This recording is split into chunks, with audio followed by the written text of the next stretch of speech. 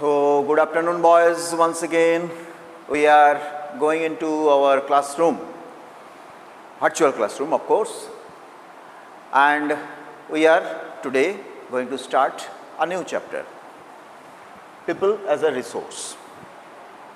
In our previous class, we have studied the different factors of production, basic economic factors of the rural economy, that is farm activities, how does the farm activities take place, and the non-farm activities, those which can be the alternative livelihood options of the people of villages and which will make our economy more and more self-dependent. Hence, the word people is very important, and whether people is a liability or it is an asset. If it is an asset, of course, it is a resource. We do not know what is resource when we are not exploring those resources.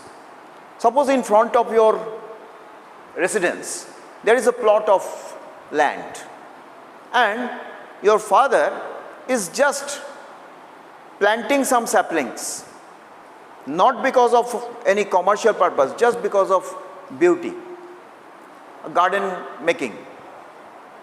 And few days after, you will see that the saplings are having their leaves, they are getting developed.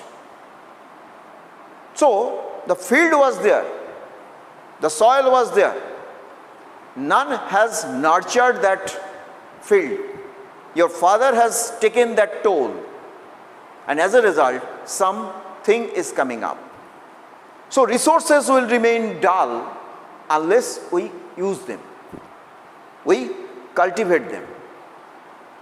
So, people also as a resource can become the important part of economic activity if they will be going into proper direction.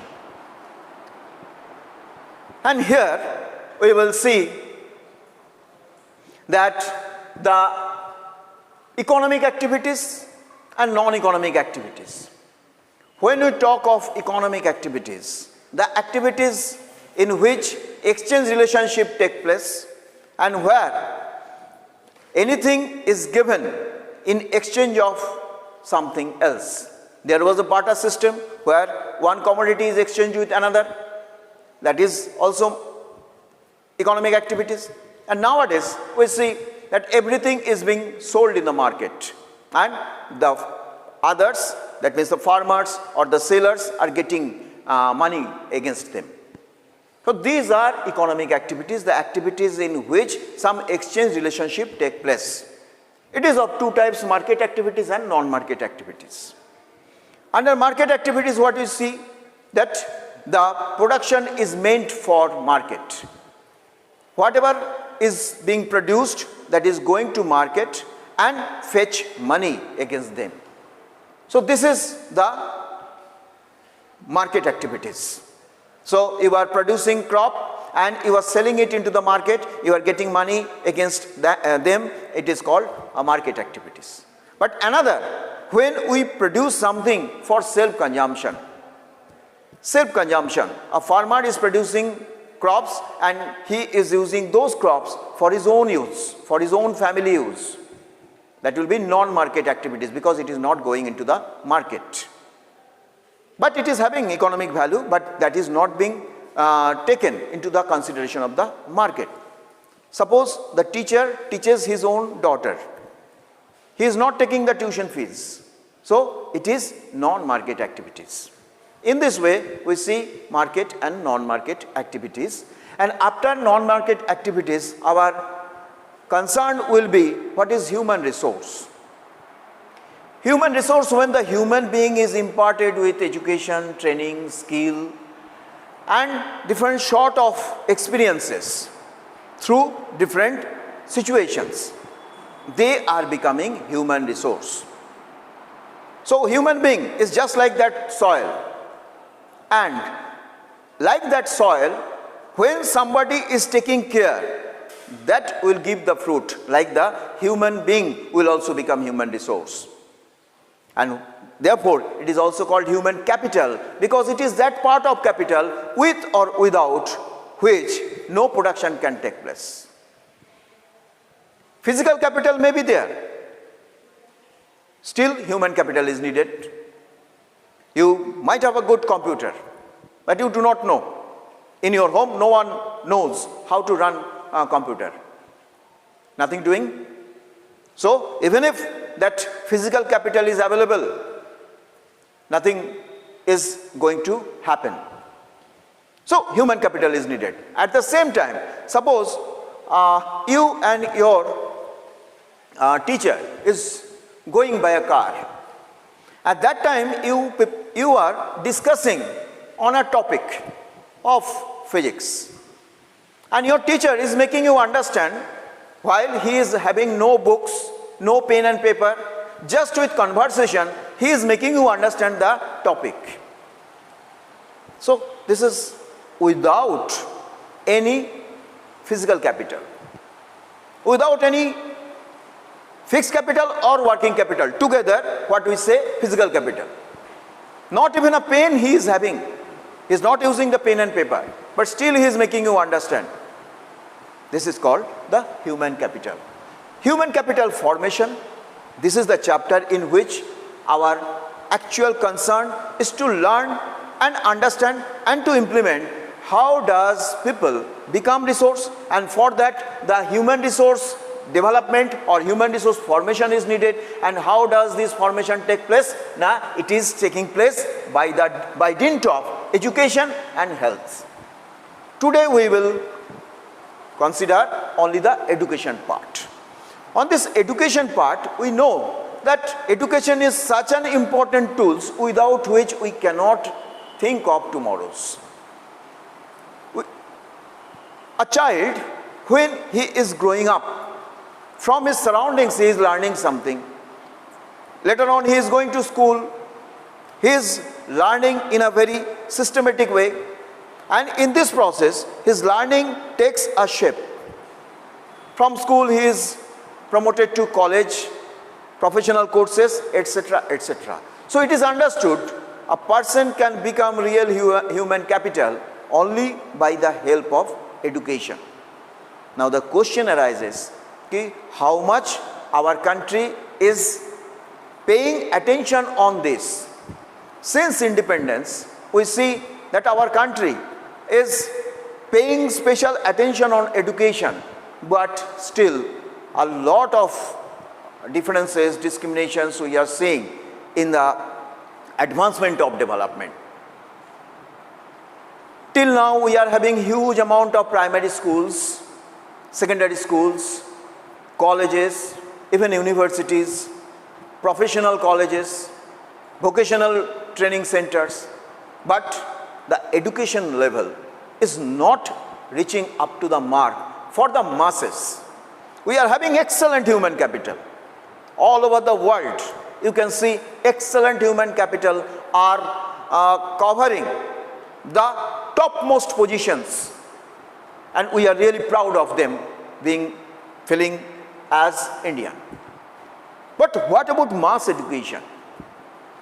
When we see this record, Kerala with 93.9% literacy rate and Bihar with 54% literacy rate, 2011-12. Urban literacy rate 16.1%, which is 16.1% higher than the rural literacy rate.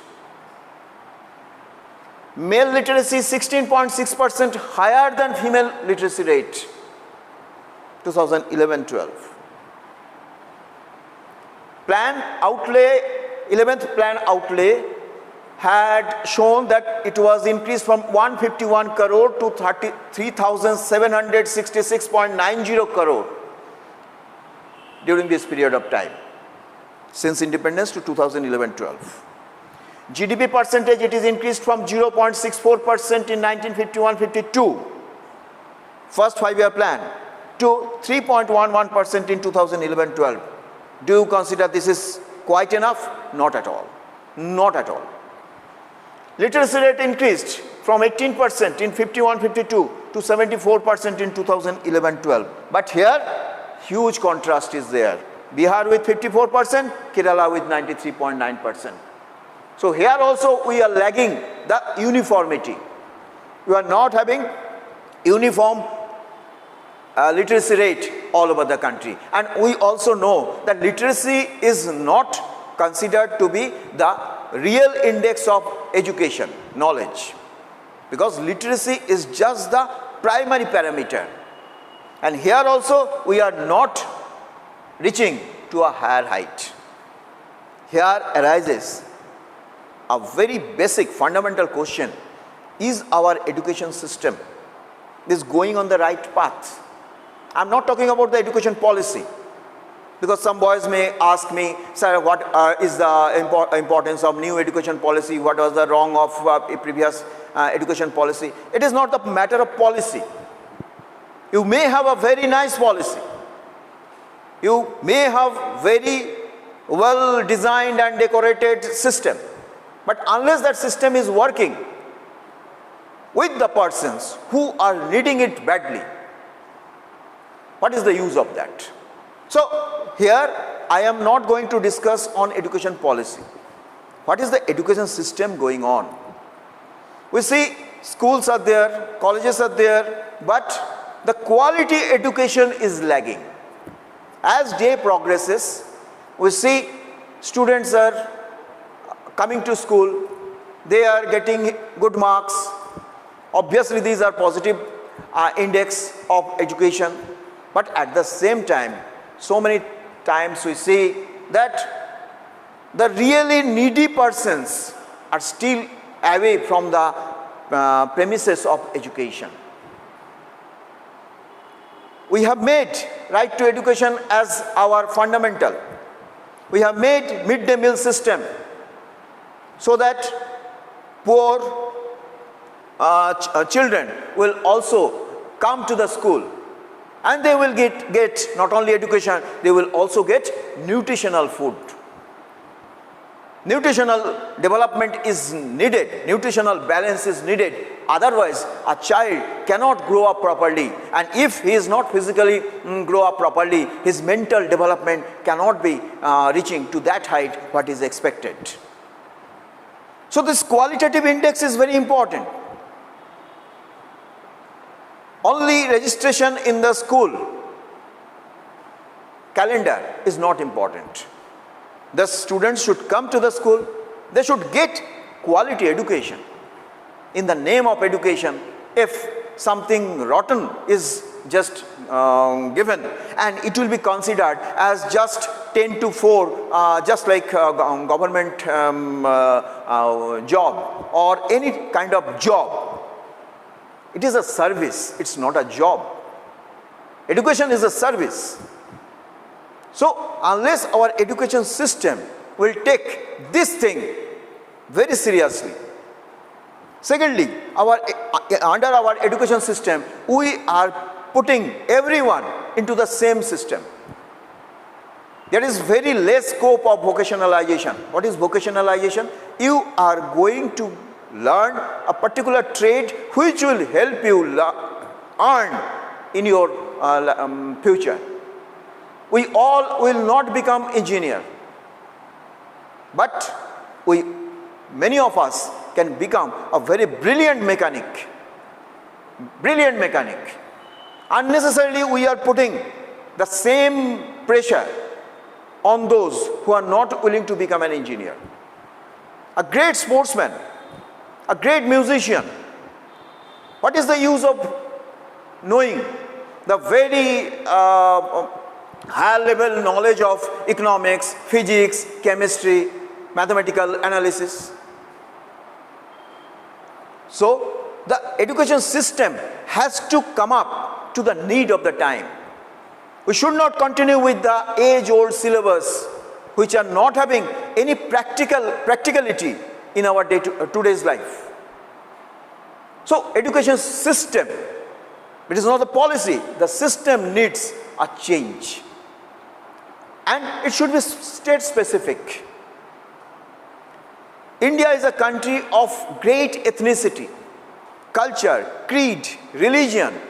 Everyone has their own contribution into the Indian science and technology, Indian culture. We have to keep everything in our mind. So our education policy should not be such a thing which cannot be followed by everyone, in which everyone can get their identity. They will also feel this is our, not theirs. Particular states' predominance should not be there. And we have to pay more and more attention. Here I am saying that curriculum modification is needed, vocationalization of needed. One thing, use of information technology. Today we are bound with information technology. So many informations are having in different fields. Why not we incorporate them and channelize them into the need of the students? We could get extraordinary help as our human resource. Our children are very productive. Every person is having potential, but Indian children are having really productive potentiality. So why don't we explore them? Then adaptation of state specific curriculum, I have talked about. Access to education through distant education, correspondence courses and part-time courses. Often we know that in our country, so many brilliant students, they are unable to continue their education because of their family burden. So if the part-time education, correspondence courses, distant education system will be provided, they can also continue their education, and with this process we can get greater human capital in the long run. So we have to pay attention onto this.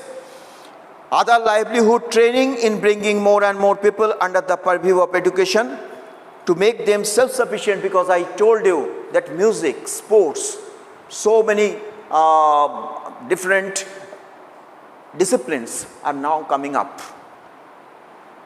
If we just open the door, let the air comes, and you will see a sea change in the economic activity. So education must be so conversant, it must be so, it must have that capability to reach to the remotest part, remotest corner and the so-called remotest child. And then really people will become resource, and this resource will help our country to provide all the benefits. Okay, so this way we can conclude today's discussion that people is a resource, and that resource can be developed through education as well as with health. That education should be proper and it should be modern, not in the terms of state-of-the-art technology, but also its approach should reach to the need of the common people, need of India. The European need, Indian need, American need cannot be same. Our education system is based on respect. So that value system, that system which will regenerate further economic development, in which economic development doesn't only mean the commercial development only, commercial as well as traditional development. Thank you.